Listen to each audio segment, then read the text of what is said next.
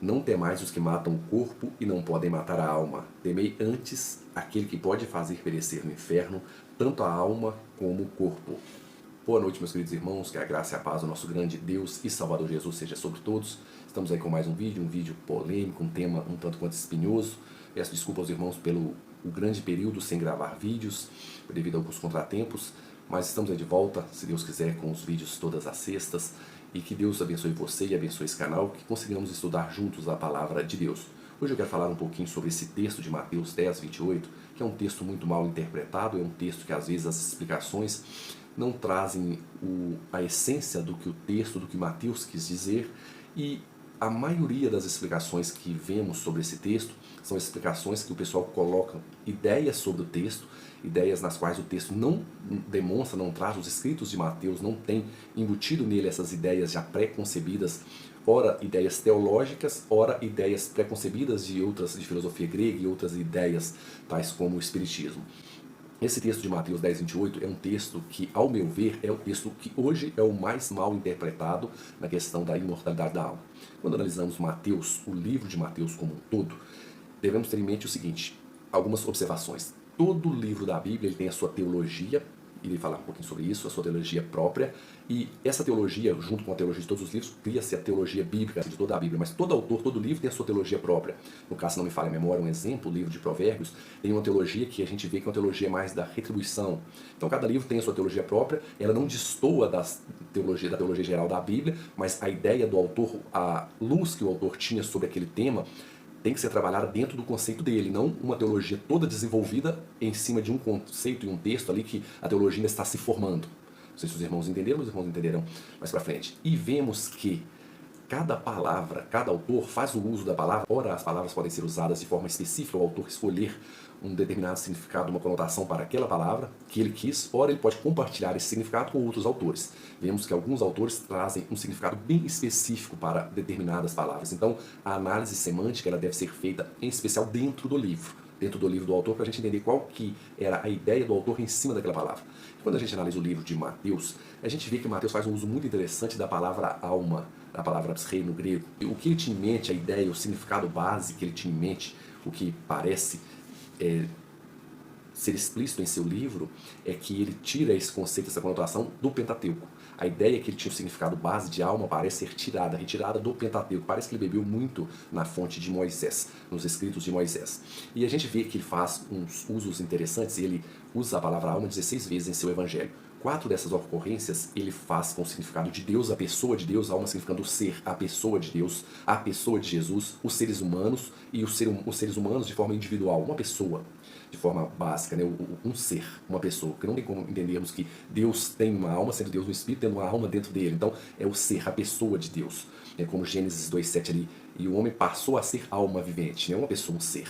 A gente vê que Mateus usa 4 vezes dessa forma, e as outras 12 ocorrências, ele traz a palavra com um significado claro de vida, até a Ara traduz como vida, se não me engano, em 9 ocorrências, e dessas outras 12 ocorrências, e apenas 3 ocorrências, se não me falha a memória, aparece a palavra alma sem ser traduzida ou vertida pela palavra vida, mas vemos pelo contexto imediato, pelo contexto próximo, que essa palavra deveria ter o significado de vida, que eu explicarei um pouco mais adiante. Mas vemos que nessas 3 ocorrências, 2 ocorrências da palavra alma estão nesse texto de Mateus 10, 28, e não foi vertida ou interpretada trazendo o significado que Mateus quis, que é de vida, e foi interpretada como deixando como alma, trazendo assim uma ideia, um conceito que hoje vem sobre nós.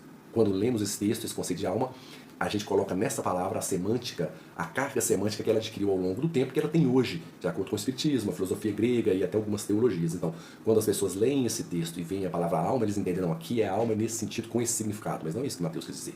Mateus a usa com o sentido de vida, e é o que eu irei mostrar para vocês aqui ao longo desse estudo. E o texto é interessante que Mateus traz o relato de Jesus incentivando os apóstolos a pregarem o evangelho e que eles iriam ser perseguidos, iriam sofrer várias perseguições. E aí Mateus entra nesse texto e diz, não temais os que matam o corpo e não podem matar a alma. Temei antes aquele que pode fazer perecer no inferno tanto a alma como o corpo. E aqui é interessante que, embora se eu quero fazer uma análise, tentar fazer uma análise mais voltada para a linguística, para a semântica, né, uma análise semântica da palavra, a gente acaba esbarrando na teologia quando falamos desse texto. E aqui temos algumas dificuldades, porque quando a gente olha a palavra alma, ela vem nesse texto com dois verbos, matar e perecer, em português. E é interessante que esses dois verbos que o autor usa na Ara são justificados por dois verbos que também são usados no grego, e esses dois verbos são distintos. Então se justifica matar, aqueles que podem matar, e perecer ao fim do versículo. Isso é justificado pelo uso de apólime e apoketeino, que são os dois verbos que são usados aqui. E quando a gente olha no dicionário de Oxford Language, eu olhei, temos dois significados para a palavra, alguns significados para a palavra perecer, que às vezes a pessoa lê o texto, temer antes aquele que pode fazer perecer no inferno tanto a alma quanto o corpo. A pessoa pensando perecer é torturar, sofrer, castigar.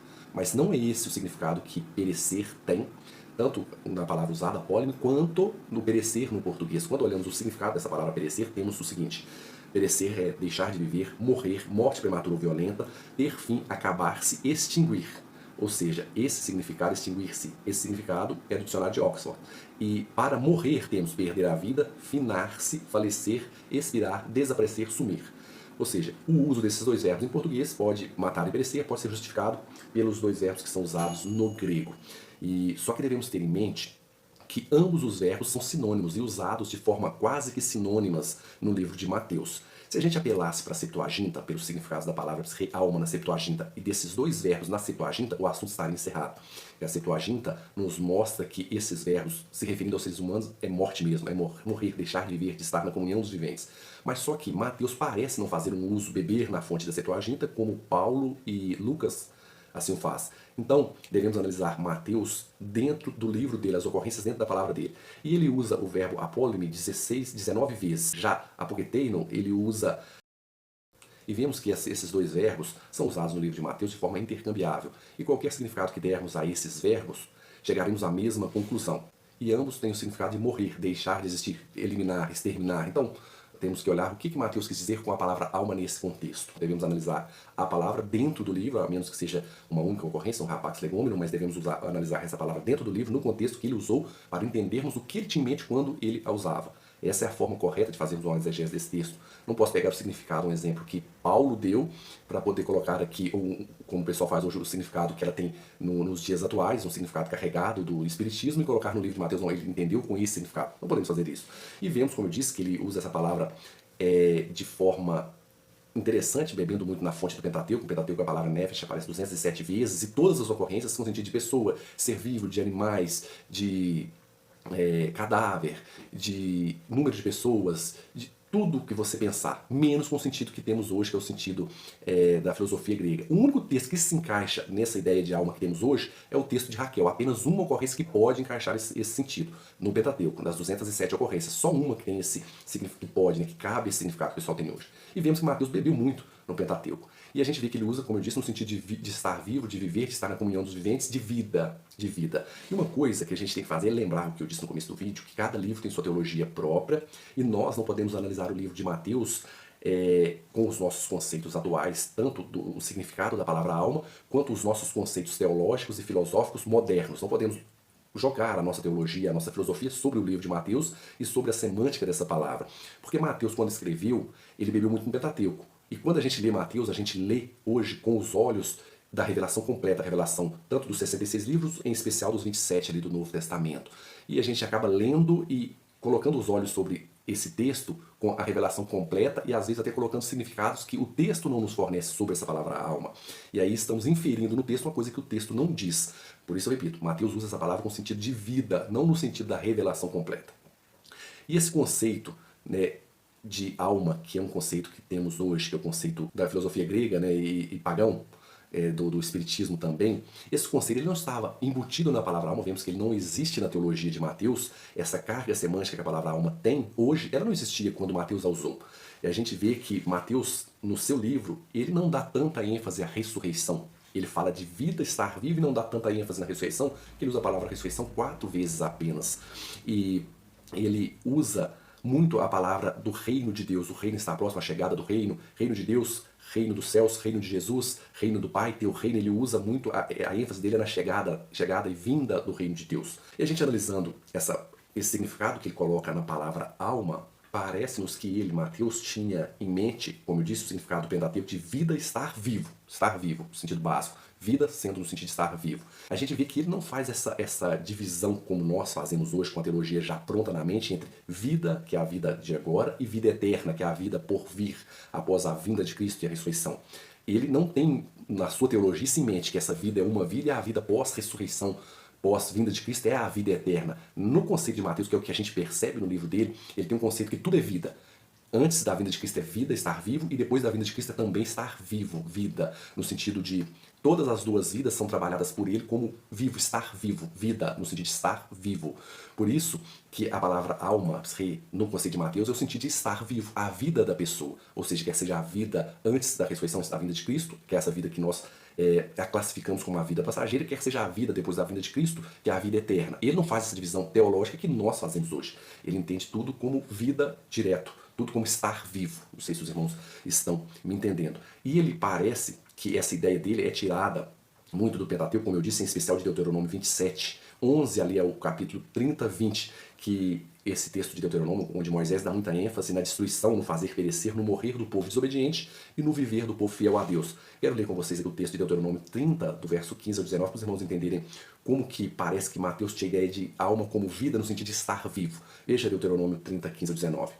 Vê e proponho hoje a vida e o bem, a morte e o mal. Se guardares o mandamento que hoje te ordeno, que me ames o Senhor, teu Deus, antes nos teus caminhos e guarde os seus mandamentos, e os seus estatutos, e os seus juízos. Então viverás e te multiplicarás. E o Senhor, teu Deus, te abençoará na terra a qual passas para possuí-la. Porém, se o teu coração se desviar, e não quiseres dar ouvidos, e fores seduzidos, e te inclinares a outros deuses, e os servirem, então hoje te declaro que certamente perecerás.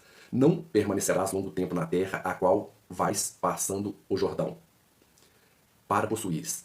Os céus e a terra tomam hoje por testemunha contra ti, que te propus a vida e a morte, a bênção e a maldição. Escolhe, pois, a vida para que vivas tu e a tua descendência.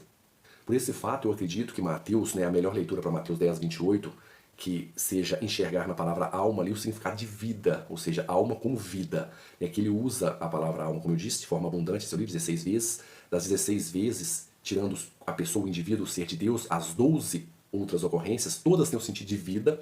E como eu disse, ela está em um contexto que o assunto é vida e ora deixou alma, mas verso seguinte, a mesma palavra é traduzida como vida. Então vemos que a melhor forma, a forma que Mateus usa, mediante a base que ele tem, que eu acredito que é o Pentateuco, os escritos veterotestamentários, é dizer que essa palavra alma, nesse texto, ela significa vida, e não a parte imaterial, consciente, que subsiste fora do corpo após a morte, porque isso seria inferir um conceito platônico, um conceito espírita kardecista, que não é encontrado no livro de Mateus. A gente não encontra ele usando a palavra alma com esse significado, a gente encontra ele usando a palavra alma com significado, sentido de vida. E o texto, nesse sentido o texto, não tem mais os que matam o corpo e não podem matar a alma, temem antes aquele que pode fazer perecer no inferno tanto a alma como o corpo. Ao meu ver, a melhor leitura desse texto, mediante os usos da palavra e seus respectivos contextos, e a teologia que Mateus tinha, que vemos ali no livro de Mateus, a teologia do livro de Mateus, bem como a semântica que ele aplica, o campo semântico que ele usa a palavra alma, a melhor leitura para esse texto, de acordo com a minha interpretação, é o seguinte: não temais os que matam o corpo e não podem matar, acabar com a vida, com a alma, a vida. Temei antes aquele que pode fazer perecer, acabar, destruir no inferno, tanto a alma, no sentido de vida, como o corpo. Lembrando que o único que pode dar a vida é Deus, o único. E essa leitura que eu proponho, eu acredito que, sem sombra de dúvida, é a melhor leitura para esse texto. E eu vejo, para mim, um equívoco, há muitos compêndios teológicos hoje que usam esse texto no sentido de que a alma é imortal, cita lá Mateus 10, 28. Eu acho interessante, porque se a alma fosse mortal, isso estaria errado, pois o texto diz claramente que os cristãos devem temer aquele que pode matar, tanto o corpo quanto a alma, no Guiena, ali, no inferno. E é interessante que o pessoal fala, não, Deus pode matar, mas não vai. Se Deus pode matar, mas não vai, o texto é errado. Por que ele pode matar, não vai? Ele avisou que ele pode matar. Entendeu? Se Deus pode matar a alma no inferno, então quer dizer que a alma morre, a alma não é imortal. Se Deus avisa, não, temer aquele que é Deus, que pode fazer perecer no inferno tanta alma, matar tanta alma quanto o corpo, mas ele pode fazer, mas não vai fazer. Ué, onde está o significado disso? Pode fazer, mas não vai fazer? Então ele não precisaria dizer que pode fazer, sendo que ele disse que pode fazer, mas não vai, então era melhor não dizer. E aí o texto diz claramente que Deus não é para temer os seres humanos, aqueles que podem só matar o nosso corpo, não pode tirar a nossa verdadeira vida, mas temer a Deus, que eles podem matar o nosso corpo e tirar a nossa vida, no caso, no nosso conceito teológico, a vida eterna, né? Mas Mateus não tinha essa ideia, essa divisão teológica em seus escritos. Então, se Deus diz que é para temer ele, que pode matar o corpo e a alma no sentido de vida, a vida, Então, se Deus pode matar a alma, então a alma não é imortal. Como que esse texto diz que a alma é imortal? Eu fico impressionado com essa leitura que, não, a alma não morre. Essa leitura é uma leitura equivocadíssima. E, como eu disse, se a gente entender que ali esse fazer perecer não é matar, não é destruir, é apenas torturar, queimar, que no português deixa claro que ali é destruir, aniquilar, eliminar, tudo, a gente tem que entender que esse corpo, se a alma não vai morrer, que essa leitura é que a alma não morre, é uma leitura super equivocada. O texto diz que morre, eles leem que não. Então devemos aplicar também ao corpo, então o corpo também não morre. Então o corpo também não morre, então aí já temos que cair num erro, esbarrar em outra parte da Bíblia, que o corpo dos ímpios serão imortais, que os ímpios terão um corpo imortal. E a Bíblia não fala isso em lugar nenhum. O texto diz claramente, né, temei antes aquele que pode fazer perecer, rapole, matar no inferno, tanto o corpo quanto a alma.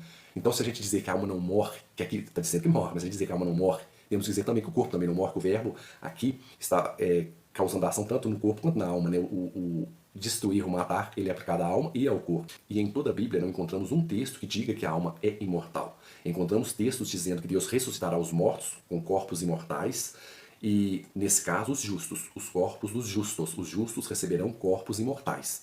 E o texto ainda deixa claro que Deus revestiria o que é mortal de imortalidade. Como que vai revestir o imortal de imortal se já temos uma alma imortal? E a gente vai vendo que essa palavra imortal, que também é interessante trabalharmos isso, ela aparece 3 vezes no Novo Testamento.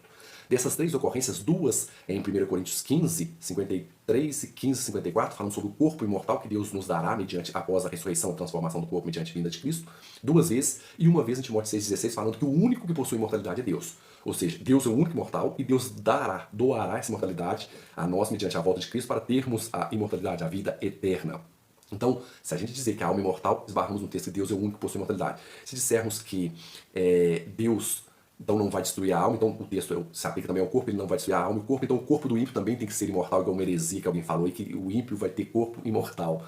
Isso não existe na Bíblia, a Bíblia fala que o justo sim, o ímpio não. Isso é importante porque estamos inferindo no texto uma ideia que o texto não traz, uma ideia que é totalmente alienada das Escrituras. Temos vários problemas. Primeiro, estamos lendo o texto de forma contrária, o texto diz que Deus pode matar o corpo e a alma, se a alma não fosse mortal, Deus não poderia matar.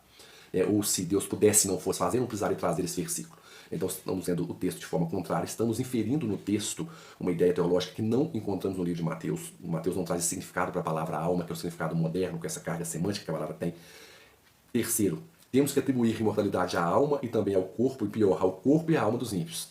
Quarto, a Bíblia fala que o salário do pecado é a morte, e tanto esse corpo quanto essa alma de ímpios, eles foram afetados pelo pecado. Se eles não morrem, como que fica a total depravação? Aqui alguns falam bem sobre isso. Como que fica se o salário do pecado é a morte, se o ser humano foi totalmente afetado pelo pecado, a alma não morre, o corpo também não morre, quer seja um, quer seja outro, então não foram afetados pelo pecado. E se não foram afetados pelo pecado, como sofrerão no inferno? Complicado, né? Quinto, a Bíblia é clara e enfática ao dizer que o único que possui imortalidade, como eu já disse, é Deus e que ele concederá os justos após a vinda de Cristo. Sexto, né, com uma análise teológica mais ampla, vemos que a salvação e a condenação ou condenação são mediante ressurreição e não em forma de um espírito material incorpóreo, a ressurreição que é o fator primordial desse assunto.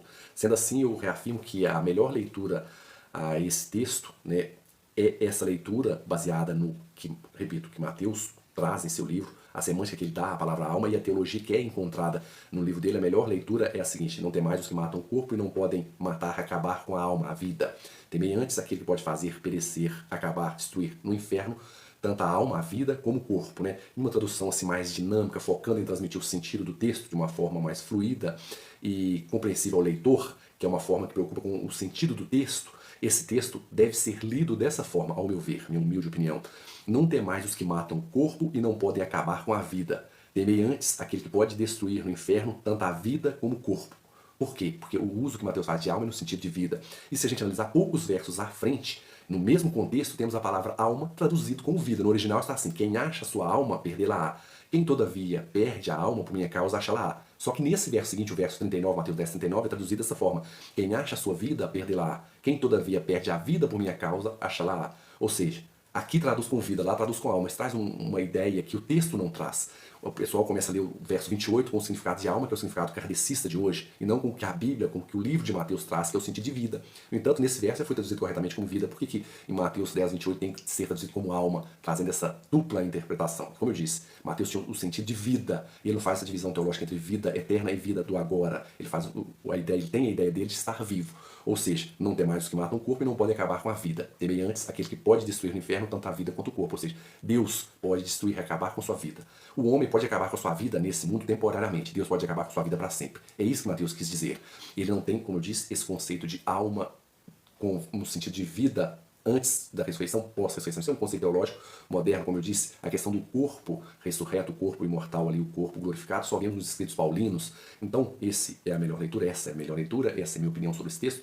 Espero aí com o tempo gravar mais vídeos. Se alguém tiver alguma opinião, pode escrever aqui nos comentários. Podem discordar de mim à vontade. Eu acho que essa é a melhor leitura. É a leitura que menos infere ideias ao texto e que mais extrai ideias do texto, faz uma exegese melhor, levando em consideração a teologia do livro de Mateus, a teologia própria do livro e a semântica que ele aplica à palavra alma em todo o seu texto, em todo o seu livro. Então, espero ter ajudado e que o Espírito Santo de Deus conduza você e a mim a entendermos a vontade dele, que inspirou Mateus a escrever esse livro, e que possamos entender cada vez mais o que o nosso Deus e Salvador Jesus quis dizer com todas essas palavras.